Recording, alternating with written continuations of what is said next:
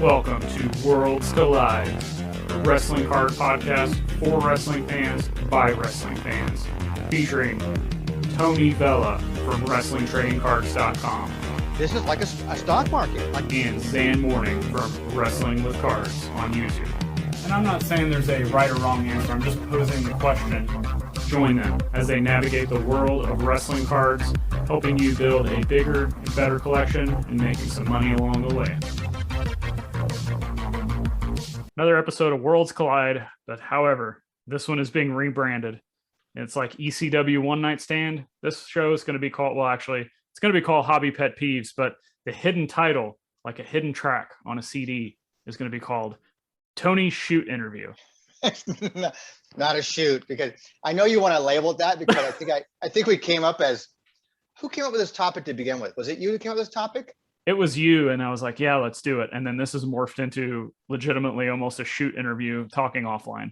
It really could be. It really could be. And I'm going to do my very best. My very best. I am not going to name names.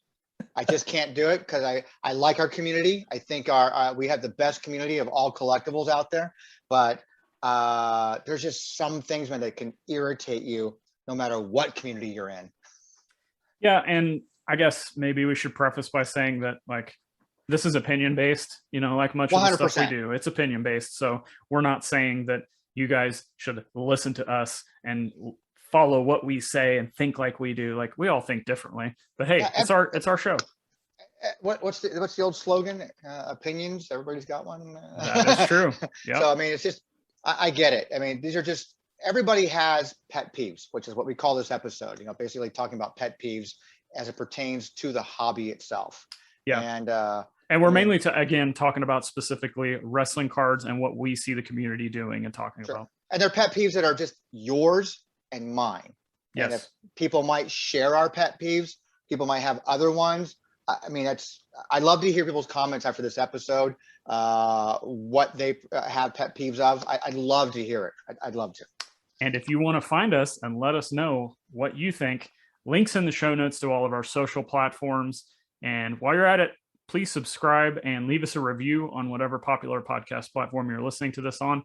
But let's go ahead. And now that you've had the warning, you know what's coming. The gloves are coming off. The disclaimer, the gloves are coming off. Tony, what brought up this topic when we discussed this about? Don't try this at home, folks. Well, for me, I think the original thing that bothered me that I mentioned to you through, I text you going, do we need to have an episode about this? And, like these pet peeves like that. And the thing was about, it's outdoing each other. It just seems like sometimes, and I noticed the thing that's, God, how do I do this without being such an ass? I think the number one thing was when I started doing the birthday shout outs. When I started putting the birthday shout outs out there, I was always asking people like, what's your favorite card, such and such? What's your favorite card? And I love the interaction that people do with that. And I don't care what you're putting up there, but it seems to me like sometimes someone put the most obscure card, like, this is my favorite card. Like, really? That's really your favorite card? That's your favorite card of all time? I mean, really? It's like there's some obscure card like nobody really knows about. And I guess you're sharing, but I don't know. And then someone goes, oh, that one? Well, this was even better. No, that one's better. No, this one's better. That one's better. Yeah. And it's just this outdoing thing of like, I don't know. Is it really your favorite? Really? I don't know. I'm getting riled up, man. We may have mentioned this just offline talking, but this reminds me of the music thing about exactly. People trying to impress people because they listen to underground music, and then, as you've said before, like they all of a sudden maybe that band gets popular and it's not their band anymore, so they sold out. Same kind of thing. Yeah, years ago, unless you're from Southern California, you wouldn't know this particular record store. I used to work for a record store called Warehouse Entertainment, and that was predominantly a Southern California or a California-based company. So when I first got hired, I worked for this gentleman who was a store manager, and he was a huge Chili Peppers fan. And so I went with him back then, and we went and I saw Guns N' Roses open up for Chili Peppers. I think it was at the Whiskey or something like that. I was like underage, but he was older, and it got me. It was all cool. So I fell in love with GNR back then. And then, of course, Chili Peppers went on, and then Higher Ground came out. Their big hits like that, covering Stevie Wonder's song. They kind of sold out, according to the manager. Like, he wasn't a fan of them anymore. And then, same thing with STP. STP is a SoCal from San Diego kind of thing. And he's like, oh, I used to love them, but then they sold out. They have a record deal. Like, what? Why shouldn't they? Like, I see that kind of happening in the hobby sometimes, where people are like, well, I used to be a fan of MJF, but now he's sold out as a big time star. Whatever the case may be. Or, for example, oh, he's got that AEW card, but I got the All In card. All In. Yeah. That's the true rookie. And we can all argue all day long about rookies. And it's like we always say, collect whatever you love, man. Collect them all. I don't care. It's fun. Enjoy the hobby, but it's just outdoing thing. Like, I got this one. Like, well, yeah, all that. Well, mine's signed. I got mine signed. It's like, okay. It's like, mine's signed and he spit on it. I got his DNA. Okay. Where does it end, man? Sometimes it's cool to share, and it's cool to show people some cool, unique things like that.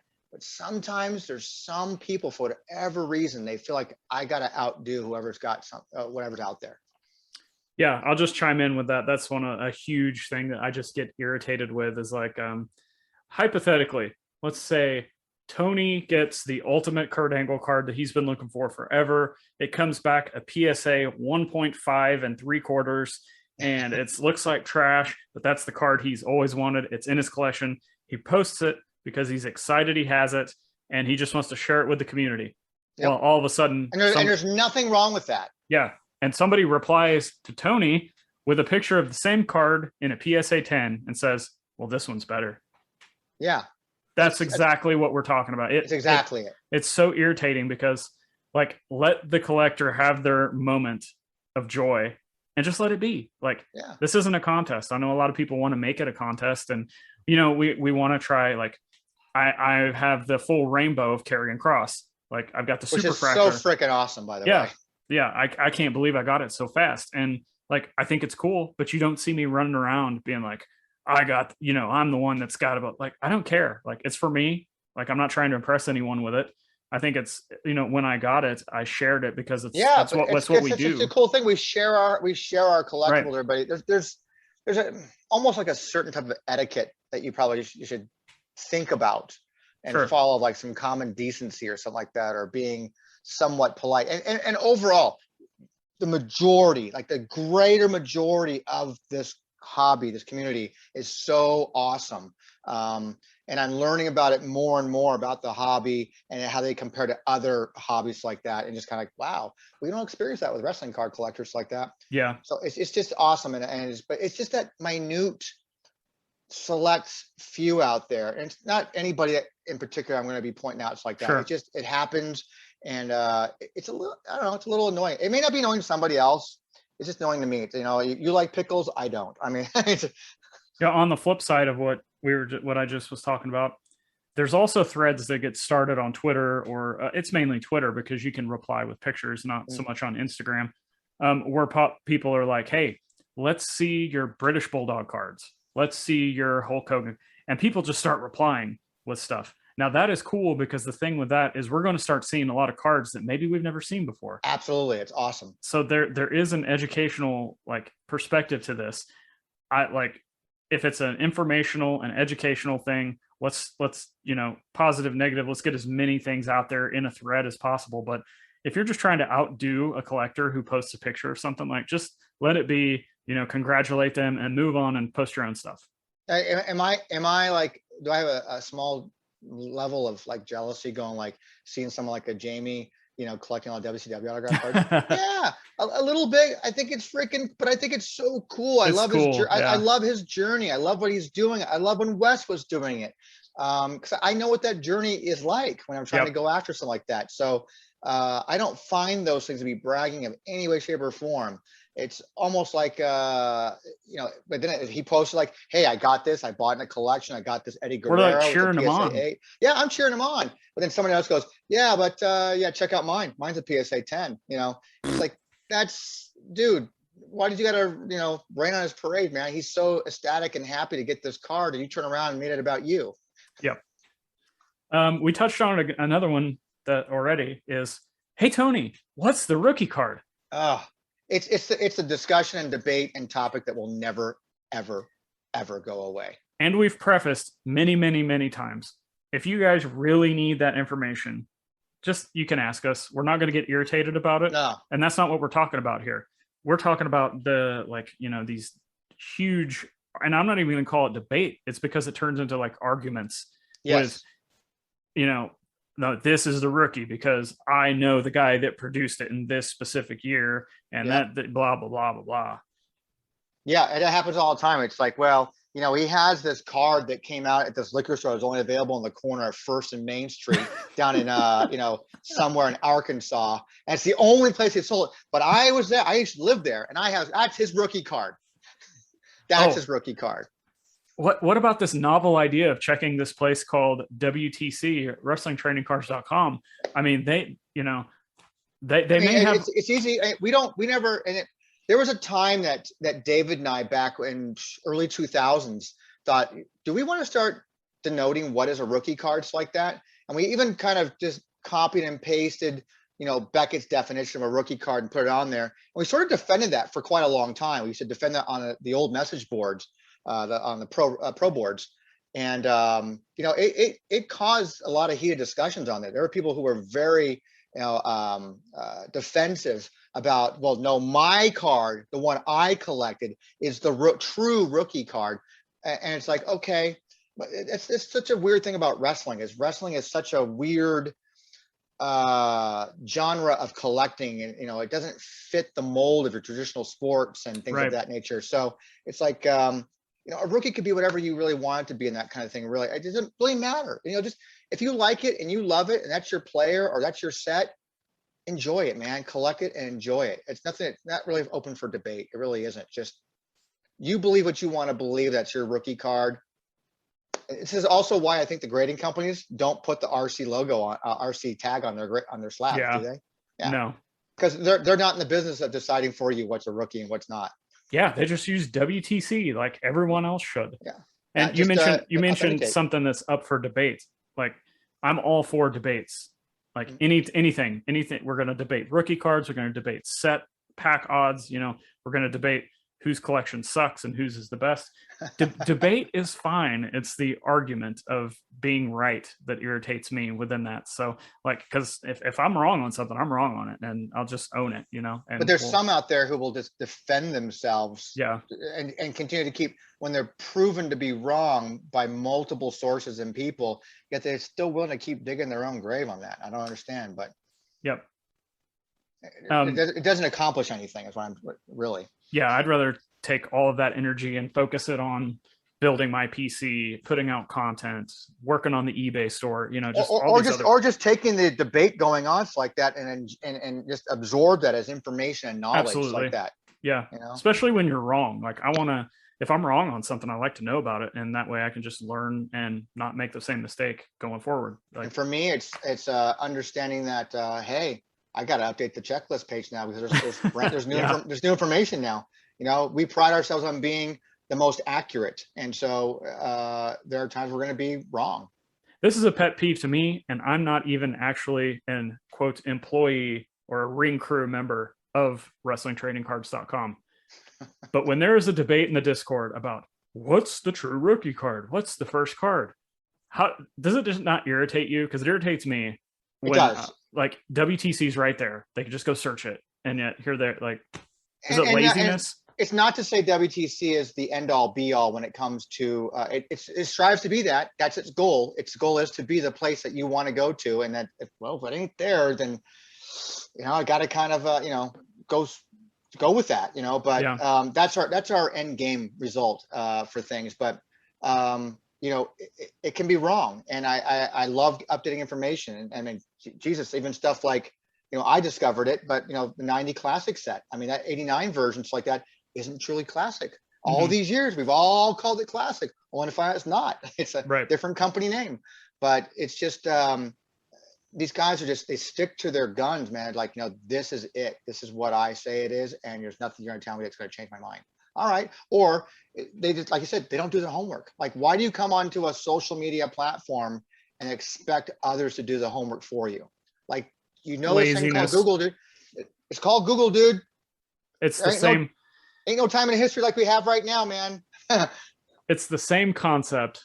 Oh, no, I'm going to be shooting on people. It's the same concept of the people who say they're priced out of buying, whatever, whether it's a $50 card or a $50,000 card. Same people who say they can't afford that, but they're also not willing to put in the work to flip things to afford that, or save their money, or not go into personal debt, stuff like that. Yeah, exactly. I mean, I'm on the fence on both sides of saying, like, people being priced out, because things have drastically changed over the last 2 years, 3 years, 5 years, even of price points like that. But there has to be a better way to get kids more involved. That's a whole different discussion. No, it's not. Yeah. Actually, really? No? I have screenshotted a tweet that I did not reply to. I saw, actually. I did see that. I think you posted something about. I'm going to read this to you because I want to get your opinion, because it's just what we're talking about. I talked about how, once again, why are wrestling fans not collecting wrestling cards, but they'll buy the figures, and you guys know.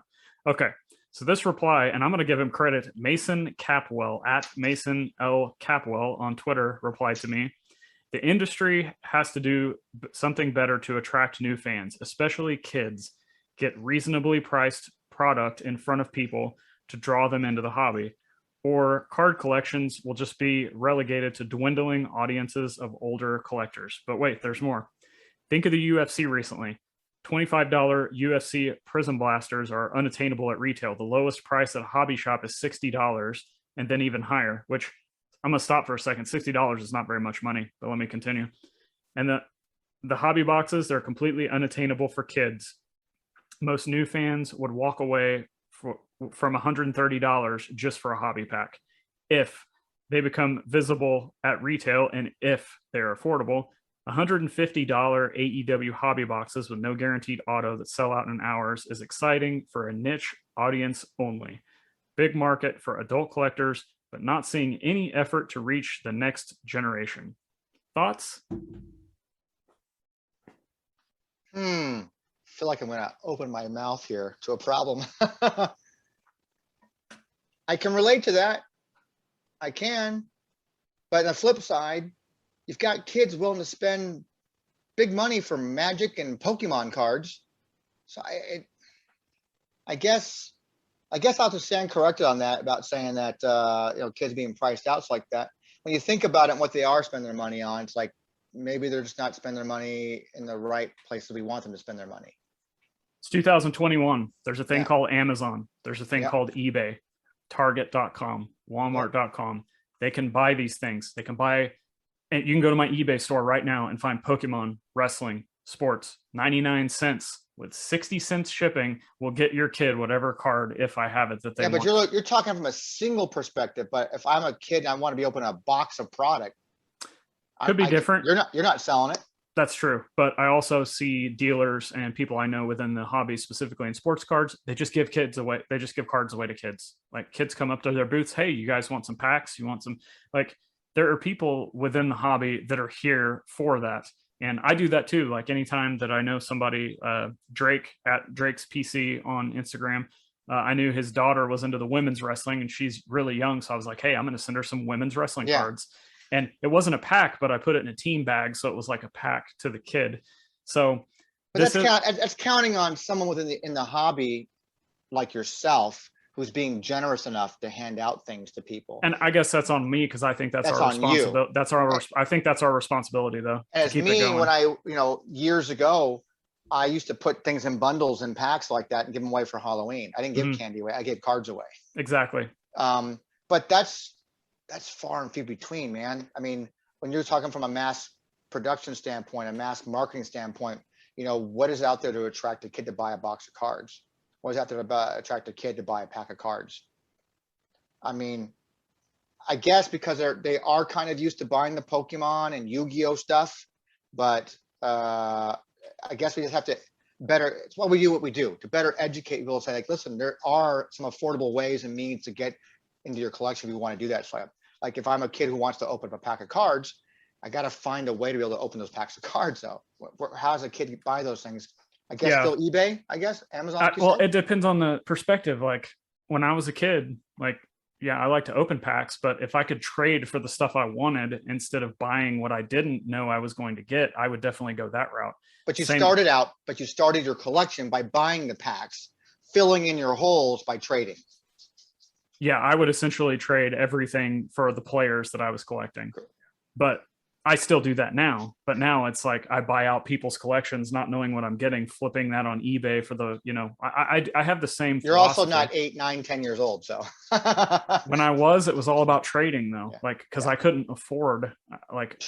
trading cards and trading. So it's not just a catchy name you're saying. Yeah, of course. But anyway, I just wanted to get that out there because I got that on Twitter today and I was like, there's too much to say to this to reply to it. So I'll just put it on our episode today. What else we got about pet peeves, sir? Arguing over pricing and grades. And one thing that I will mention about this is I'll post a card, whatever we get. You post a raw card and I'm like, hey, look at this cool card I just got. And maybe it's a relic that's really hard to find. And yeah, sure, it's dinged up. It has a crease in it, whatever. I'll get a reply to somebody. No, they're not replying with the PSA 10 they have. They're replying with, oh, it's got a dinged corner. Oh, look at that crease. Like, I don't care about your opinion, dude. Like, I got the card because I want it in my collection. Exactly. And I wasn't looking at you for an appraisal, sir. I'm going to steal that next time. I'm like, thanks for the appraisal. Maybe Pawn Stars will take it. That's right. The other thing I had, and then I'm going to turn this over to one topic that we can discuss, trying to be right. And this kind of just goes back into what we were talking about. Like, it kind of wraps up a bunch of the topics we've been talking about. It doesn't matter whether you're right or wrong as far as what you collect, why you're buying certain things, etc. within what we do here in Wrestling Card Hobby. Like talking about rookie cards and this is the rookie card. No, that's it doesn't matter. Just let people be. Now, I think we both discussed several times in the past of spreading misinformation, but misinformation, misinformation can be like, you mentioned the 89 and how it's not actually classic. Yeah. So if somebody argues with you that it is classic, that can technically be proven wrong because it's misinformation. But to specifically say this is better than this, or PSA is the only company that will grade, the only slabs you should own, or don't grade with this company because they suck, or whatever.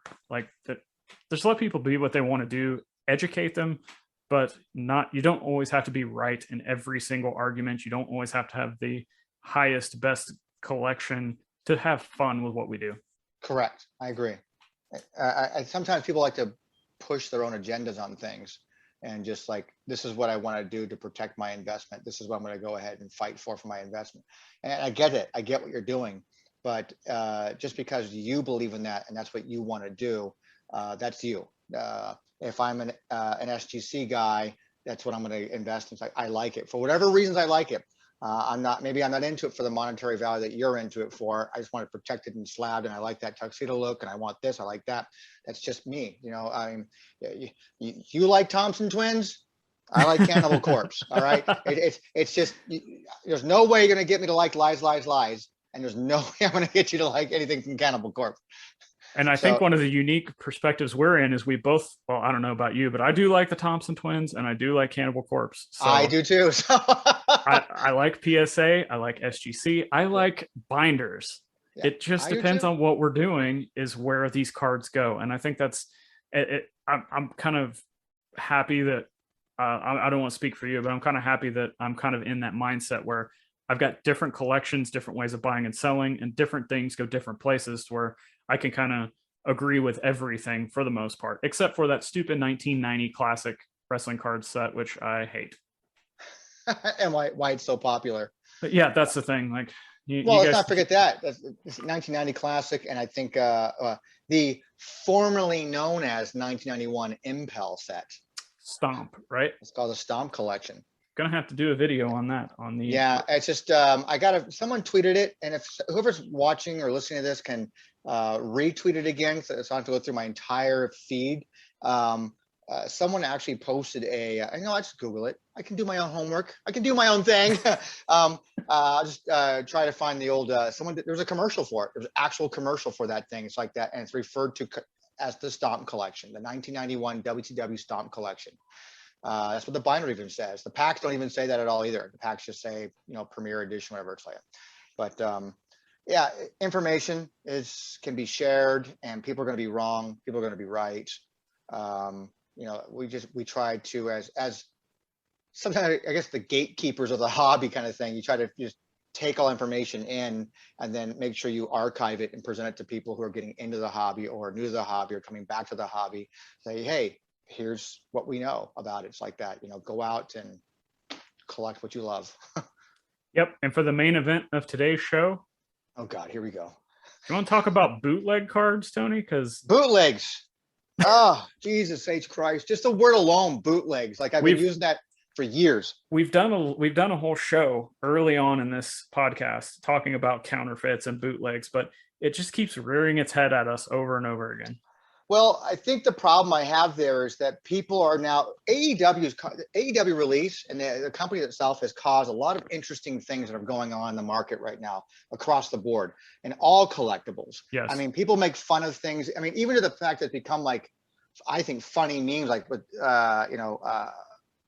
what's his nut showing up on AEW nights like that, Daniel Bryanson, Bryan Danielson, whatever. I mean, and someone's like made like, now exclusive at the AEW shop, at plain white t-shirts like that, it's hilarious and funny, but it wouldn't surprise me if they did it, people bought it, but it's just, the market's changed so much about so many different things in the collectibles world, and people have been jumping on the bandwagon of creating their own stuff. And trust me, I got no problems with people putting out, what I call bootleg sets. I own an entire inventory that someone made that's a bootleg set. I own all the rest of it. And, there's certain people out there who are making their card sets and they're very well designed, but they try to pass it off as like, well, the talent said it was okay. And I had someone sign a card or some cards before, and it's like that. So they didn't have a problem with it. Yeah, but they don't own the intellectual property rights and that kind of stuff. You're trying to pass something off as, legit, or trying to pass something as like it's a homemade thing, but you're selling it for a lot of money. You're making a lot of money off of somebody else's rights. And it's just, there's a lot of new guys getting into the hobby now. I think the AEW products making people come into the hobby. I really, truly believe that we're going to have a lot more new wrestling card collectors. I really think we're Fingers crossed. We're doing our part. Yeah, I think they are. I don't think with or without our help, people are going to be coming into the hobby, because we've discussed this on a roundtable session not too long ago, where we talked about, AEW is doing a lot to promote their products. They're doing things on a national level on TV. You see in the lower left-hand corner, get your AEW card, CM Punk cards like that. I mean, have you ever seen a WWE do that ever? No. On any of their products? Never. Not even their action figures. Not even their action figures. Like I don't doubt that AEW, once those cards come out and are released, I don't doubt that they're going to have some made. I wouldn't doubt they have some exclusive for their events. That's a great idea. You can only get this set of cards for this big pay-per-view we're having in this city. I wouldn't doubt. You've got a bunch of guys who are working in that company right now that are card collectors. You have people who are actually, that you see on TV, who wrestle, who are card collectors, not only in AEW, but also over in Impact. You've got, I interviewed Heath Slater, and he's a huge card collector, right, and he would love nothing more than to see more cards come out like that feature all the talents like that. And there's a lot of crossover appeal because, AEW, breaks down opens the forbidden door. And it's like, sure, it's cool. And I think there's gonna be a lot of people come out there. But then you've got these guys who make their own cards, and then that's cool. And they do some creative, really cool things. I love their designs. I love them. I'd love to have in my collection, actually, to be honest with you. But then they turn around and they mass sell them, and they make these on print on demand and print to order kind of things like that. And they ain't cheap. They're asking for a lot of money for things. And then you get guys like, are those legit? Are they real? Like, I didn't think there were any AEW cards. There's a StarCast set. There's this set. There's this. I mean, there's a lot of bootleg stuff. There's no problem with like an AWS or a PWG or a GCW or, you know, all these other independents producing their own cards because they own the rights. It's their company. They can do their own shit. When you have someone out there making cards for themselves and trying to pass it off as this is legit, this is real, it's illegal. All right, it's illegal, and you're just waiting for the day when someone comes and tips off WWE that says, hey, you're using our images. All you did was go to Google Images and grab something, put it on a piece of cardboard, made a set out of it, and you're selling it for 50, 60, 300 bucks, you know, whatever it is, like that, you know? That's what it is. Let's just call it for what it is. It's bootleg, straight up bootleg. So I'll play the flip side of this, I suppose. We're not saying there's anything wrong with collecting these, because No. I own several bootleg cards. I've spotted bootleg cards on eBay that I've been wanting. We mentioned a couple episodes ago the Randy the Ram. There's a lot of Randy the Ram bootleg cards, which is a cool looking card. I remember seeing that card. And another confusing thing that I'm not sure, Chuckster, we need to get him. I sent him the cards, and I need to get him the information so he can get it to you for WTC. Mm-hmm. But there are independent wrestlers out there that are putting out cards that they made themselves, and they just made them on like a cell phone program, print to order type thing. That's not considered a bootleg card set. It looks like it though. It doesn't. But if it's put together by the person, if I'm Zhan the Man Mornings like that, the wrestler, you know, a lucha libre guys like that, and I want to put out my own trading cards about me and sell them as at my gimmick tables like that, that's all on me. So it comes down to licensing for you then. Exactly. Okay. Who's to say that I'm going to go out there and grab an image of the masked superstar and then grab a picture of, you know, acts of demolition and put them on the cards like that and throw it out there that I own no rights to those images, which are strictly WWE owned licenses. Even if they weren't, they are the licensing right of the photographer who took them. Okay. When I put out my Kevin Nash card, I got the rights from the artist who I didn't have to commission. He already made that. I loved it so much. It was like, this is the card I want to make. What's it going to cost me to get you to give me the rights to use that? We made a deal. I own it. I own the rights to make the trading card out of it. And there are pictures that he drew, a painting that he drew off of other images like that, made a collage out of it like that. So it's his right. He can do whatever he wants with those kind of things. I can turn it into t-shirts, whatever I want. That's different. But when you're blatantly taking things off of a major company's product and then turning it into a trading card, I don't care how cool it is, even though I like it and I would love to have it in my collection too, I would still buy it. But don't try to pass off like, well, it's okay because, you know, such and such signed my card for me and said it was all right.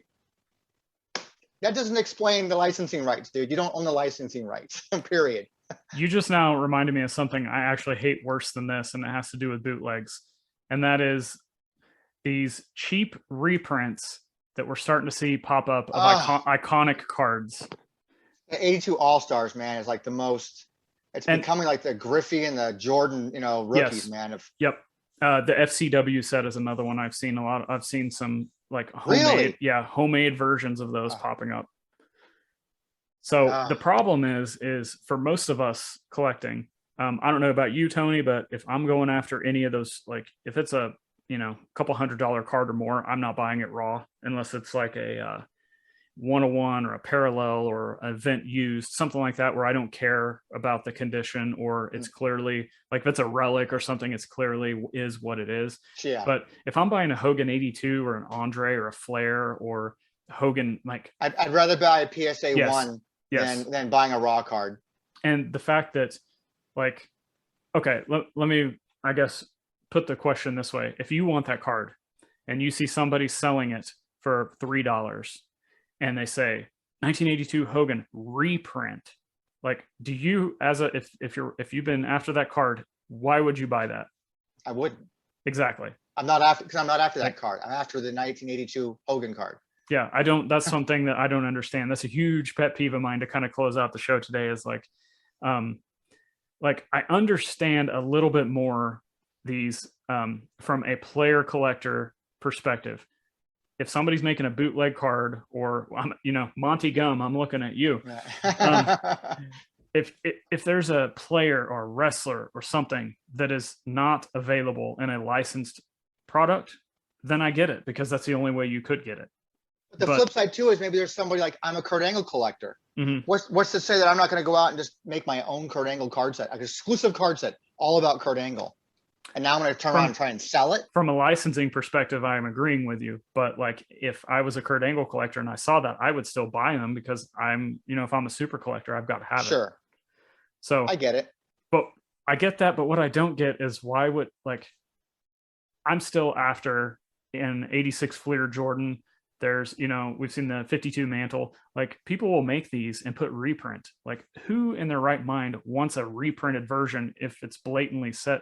Like, you don't want to reprint as a fake, clearly, if you're paying. And you're spending 10 or 15 or even $20 in this reprint. What's the point? point? Like, dude, that's $10, $15 you could have just put aside and saved for a real one. Yeah, and it's not even like, I know Topps has done a 52 Mantle. They did a reprint and made it a chrome refractor. Now that's cool. That's and it's official. There's a card company that, like, Sports Kings did reprints too, and like 86 of like vintage wrestling cards of like Luthez and stuff like that, and other cards like that. They made some cool ones like that. Yeah, so I'm not saying all reprints are bad. I'm just saying the ones that people are bootlegging, essentially. Nobody wants that. There's a fine line between the bootlegging aspect. There's the collectability side of it, where you like it because someone took the time and energy and effort to make something kind of cool, maybe different and unique. And then there's the other side of it where you're trying to pass it off as like, I'm a legit card company. I'm a legit card. No, you're not. You're not a legit card company. You are a plagiarizing, licensing, ripping off kind of person. So like I guess, playing devil's advocate, what's your opinion on the Kurt Angle? I think it's a Russian card that you have. Yeah, I don't know where that's from. Like, it could be bootleg. I don't know if it is. I don't know if it's a licensing agreement that's done over for Topps Europe. That's done in for Russia. I don't know its origins or where it came from. I'd have to go ask a Husker Half, because he's the one who got him. And then what's that other the WCW set that you got from? Was it Peru? That's a licensed product, though. From it is a South license. America. Yeah. Okay. I mean, the copyrighted stuff is all in the backs like that. You ain't going to find copyrighted stuff on these bootleg cards. You're not going to find a copyright on some of the early AEW stuff. You're not going to find, or maybe you will. I guess I have to look at that big old box of stuff I have. I haven't actually even looked. I need to check the All In set. I don't even know if there's copyright information. There isn't. But we know where it came from and who actually produced those cards. And those were all done with the okay and authorization of that company. Was it High Spots and High Ring Spots of Honor? And I think Ring of Honor together. Yeah. Interesting. So you're not going to see, and again, I'm walking a real fine line, because I'm trying very hard not to, open a can of worms here and start not just name dropping things, but mentioning things. I think I've been very clear about some things already, but you're not going to find certain like High Spots is not going to go out of its way to carry some of these particular bootleg card sets. They're just not going to do it because they're not licensed. They're not authorized. And why open up that can of worms themselves to stop getting whatever relationship they have with AEW or Ring of Honor or WWE or whoever? They're a reputable company that's done a lot of business with a lot of wrestlers over the years. I'm not going to go out there and carry, John Smith's special little cards that he made for himself and he's charging $60 a set to everybody else. Wasn't John Smith some jobber that works WCW Power? Probably did. Yeah, he sure did. well, since you buried him, until next time, where we have volume 2 of Tony does his shoot interview. Just don't get me started, man. Hey, can we do a shoot interview on something nice? It's just, and I think that this timing for this episode is really good because, there's been a lot of recent talk about some of these bootleg type sets. And it's important to let collectors know that if you're looking for, like the person you talked about, one of our episodes on our roundtable, he only will buy things that have the AEW branding on it. That's all he wants. And it's had to be legit. He doesn't care about the all-in set. He doesn't care about that Series 1, Series 2 bootlegs that came out. You know, which we don't call them bootleg on WTC. I still archive them. I put out because they exist. They're there. I can't deny that they exist. Sure. But they're getting marked as unauthorized. You know, Right. that's the nice, classy, scientific term is for bootleg is unauthorized. But you're not going to find this guy doesn't want that kind of stuff. He wants to have legit branded stuff, and the only legit brand stuff that will come out to date will be on November 3rd that week, sometime November 8th, whatever it is, when the first AEW card set comes out by Upper Deck. Will it make the bootleg stuff more desirable and people want to go after it? Possibly. Maybe. Who knows? Because there's cool designs, man. There's some really cool kick-ass stuff. But let's just be honest with ourselves and say, hey, what I make isn't licensed and isn't real, but you know, really, it's not endorsed. So you're walking a fine line, people. Anybody out there making bootleg stuff with actual company product on names and licenses on there, you're walking a very fine line, and you're basically one email, one phone call away from getting a C&D. Trust me, as someone who's gotten a C&D, I know. All right. Well, wow, we covered a lot. What a show. Guys, just remember, this is about having fun. It is really. It's about building a community. Like, there are so many people I talk to on a daily basis now, a semi-daily basis, some of them, that I would have never met if it wasn't for wrestling cards. Wouldn't be doing the show without wrestling cards. You know, I wouldn't have the mega powers of wrestling cards, David Peck and Rob. I know a lot of people hate them because they grade cards. God forbid they grade cards. God forbid you grade cards. Oh my. But if it wasn't for wrestling cards, I wouldn't meet all these cool people. And, you know, agree, disagree. Like, I'm just here to have fun, help build the community. So if you guys are out there collecting, don't be discouraged by any kind of negative crap you're seeing from anybody out there. Just remember, collect your own way, have fun. Check out WTC if you need references. Check out our content. We're not right on every single thing. We're just trying to give perspective. At least I am. And Tony, I don't want to speak for you. No, hey, this hobby's brought a lot to me, man. I mean, I don't know when this is going to air because we're recording today, but I think I even tweeted in between episodes like that. I tweeted like that. It's one of the greatest joys I've had since getting back in the hobby like that, meeting you. Thank you. Likewise. And bringing me into the hobby in a different level with a different mindset than I've ever had before. It's still about collecting, still about having fun, but it's also just kind of understanding more about the hobby from different perspectives like that. And so I thank you for that. And yep. You know, so I mean, yeah, I don't mind having these pet peeve type talks like that, whatever you want to call them, but you know, it is what it is. Everybody collect different, just have fun, and just understand that just because you collect one way doesn't mean someone else will collect the same way. Just have fun, man. Maybe this is me trying to win and sound arrogant, but I am just glad that I have an even keel perspective on almost everything. I like player collecting. I like graded cards. I like flipping things for money. I like holding on to things to not sell them because I don't care what they're worth. What I'm gonna do is I'm gonna go ahead and I'm gonna reschedule an interview with you for my podcast like that, where we talk about all the good drugs you must be taking, because we got to find out, you know, like what it is you're smoking. Lots of coffee, lots of caffeine that I talk about on my videos, or, hey, people can buy me coffee, and I've only had like one person do that, so I'm still having to buy my own. It's rough out here. People don't want to pay for content, but that's okay. That's all right. We do it. I think we do it for the pure labor joy of love, and it's fun. Yep. Like the labor of love. I thank you, my wife, for putting up with my labor of love. Same here. Yeah. All right, Tony. We know everybody can find you on WTC. But other than that, do you got anything else coming down the pipe? Anything cool planned? Any cool guests coming up? I do have a couple of cool guests. I know I've been promising and teasing my Kevin Nash interview, but we will be having that shortly. I just spent the entire weekend with him doing a California trip and then back to Phoenix Labor Day weekend. And, you know, it was so busy. We just didn't have time to really do it, you know, and I can't record from a phone at nighttime driving, you know, 5 hours into Phoenix. But, you know, we're scheduling a date and time. And it should be good.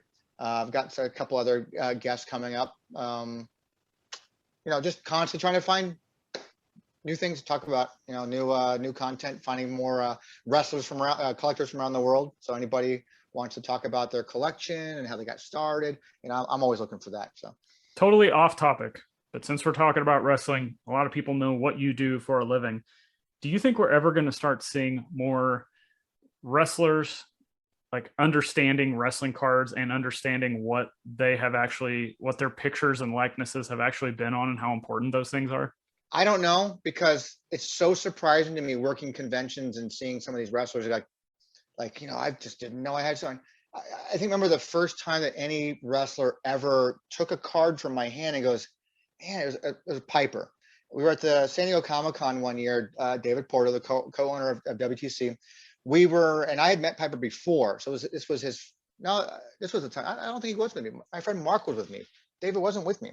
And so we walk up to my hand, my WCW card, and he looked at it and goes, man, he's like, is there a promotion I haven't wrestled for? It's like, and he was just so enamored by a trading cards. I don't know if it was an act or if he's just being normal Piper, being good, Mr. Good Guy, but he was just, and since then it's always reminded me, like, these wrestlers, they don't realize how many things have their likeness on, and they're always surprised. I just did this. Worked with Scott Hall and Kevin Nash this past weekend in California, and someone brought in the Transcendent card cool. of both of those guys and had him sign it. How'd they react to that? And I didn't get the reaction of the talent. Oh, okay. I got the reaction of the actual person who goes like, yeah, I spent like $12,000 on this box. I mean, he actually bought it and was having these guys. Oh my. And his goal was to go and get them all. And he'd never heard of WGC before. Of course. So anytime I see somebody with a trading card, I always try to like, hey, you ever heard of WTC, WrestlingTradingCards.com? No, or I've had some guys pull out checklists, go, yeah, I use it all the time. It's right here, Wait, was that a bootleg checklist or was it? Oh yeah, it's a bootleg. Yeah, it's an official checklist, baby. It's just, I don't think most of these guys realize how many trading cards are actually on. I just think like it's interesting. Here I was trying to close the show. You're getting the secret bonus. The secret song at the end of the compact disc. It's a hidden track. Yeah. I just think it's interesting. Like you see a lot of sports cards, the athletes themselves, like you saw LeBron James when he had a record selling card, he's like, yeah, I have a few of those. Like they get it. But then the wrestlers are just like, especially the older generation of wrestlers. You get to the, again, probably the Hogans and even like probably the Jake the Snakes, who probably doesn't remember anything, but you get a Scott Hall. Like oh, where'd it go? I got your diamond stud. Diamond stud chromie. I got it right here, dude. I got it right here. There you go. Got this for you, man. I got where are you? There you go, man. There it is for the video version. Bam, there it is. Yeah, I like how it's all like, there we go, because it's green. Yeah, that's awesome. Yeah, it's like Worlds Collide. Such a cool card. Yeah, so when I gave it to him, he goes, oh man, it's like I've probably signed like maybe 10 things diamond stud. It's like sometimes you'll find diamond stud, but most of them I'll put Scott Hall diamond stud. I said, please don't put Scott Hall on this. Just put diamond stud. That's awesome. So like he, like Nash didn't care about either one he's got for you. He's like, you just, another day for him. Yeah, signed him like anything else. Yeah, but I'm sure you've seen him. And I know that Scott's seen those before too, but he's like, he made a comment that he doesn't sign very many like that. And it's some of those guys don't even realize how many things they've been on over the years. I'm sure I could bring them both. Another sports thing I'll put into this is like Michael Jordan. Like he doesn't hardly sign at all because he understands what his worth is. Yep. Do you think potentially maybe some of the wrestlers are so short-sighted in that they don't understand that and they're just like, give me the payday? Like, I don't know. Sometimes they're told they have to. Based on deals or something? Yeah, based on deals. So it's like, we're going to get these people and stuff like that. And then like in WWE, a lot of those guys will just tell them like this, you have to. And here it is, you're going to do this. And they get paid for it, but it's like, yeah, of course. But no one's really policing that to an extent. It's why you have like, well, there's supposed to be 100 of them, but we only have 50. Like I just end up keeping some of them or wouldn't sign them or whatever reason. Oh, and then we're going to have another 98, 99 WCW autograph story on our hands. I'm sure we will. So, but down the road, it's just amazing to me that, and that could be a whole different discussion sometime. Like, wrestlers who don't even understand their stuff they have out there. It's incredible to me. I mean, and how can you keep up with it when especially if a wrestler's been doing it for 25, 30, 35, 40 years, you can't keep up with everything that's ever been done about you, bootleg or not. Yeah. And on that note, we'll probably close it out. You can find Tony everywhere, WTC. Make sure you go to the WTC YouTube page as well. Lots of great evergreen interviews on there that just never go out of style, especially the one with Heath Slater. Is it Miller now? He's Miller. He just goes by Miller? Heath. Okay, well, he knows his stuff because he's a wrestler and he knows trading cards. And he collects all this stuff. You know what? I'm actually gonna be talking to him again soon. I'm hoping to get him on for a part 2. Let's get him on. If we got to get. You want to get him on? You want to get him on an episode with us? Let's see if we can find just the right mystery tag team partner for him and get him on a roundtable. Let's do it. Let's talk off air. We'll see if we can figure that out. Guys, thanks for listening. You can check out all of my content since we've kind of been pushing WTC more than anything because that's where you should go. So sorry. For all your information. No, WTC is where it's at. If you want to go WTC, you can branch out from there. Check out all my stuff. For those listening for the first time, WTC stands for WrestlingTradingCards.com. Very simple name to remember. And again, this is the part I want to push all the time. So all you hipsters out there that just want your cards in slabs, PSA reference WrestlingTradingCards.com for legitimacy of checklists and information on the wrestling cards. So if you want to send a card in to get graded and you don't know how to fill out the form online, or if you want to know what's a rookie card, WrestlingTradingCards.com. And where can they find you, man? They can all find you too. You put out a crap load of great content. Yeah, nauseating amount. Wrestling with Cards on YouTube, Wrestling with Cards podcast. Again, links all over there if you want to buy me a coffee, because my coffee is actually out right now, but we're still doing this quote shoot interview, brother. Right, brother. All right, thanks for listening. Make sure to subscribe, share with a friend, get more wrestling fans into wrestling cards, and we'll see you next time.